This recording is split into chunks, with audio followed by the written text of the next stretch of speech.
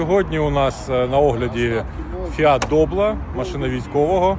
Зараз оглядаємо, заганяємо на СТО, розбираємо і потім ремонтуємо за наш рахунок. А ви достали то, що? Отак от вся бочина у машини пошкоджена. Ручник, задні двері. Так розібраний автомобіль виглядає. Знімали все, що нам заважало для того, щоб виявити всі приховані пошкодження. А зараз збираємо назад машину, клієнт буде кататися, поки ми замовляємо запчастини, фарбу і потім вже будемо запрошувати його на ремонт.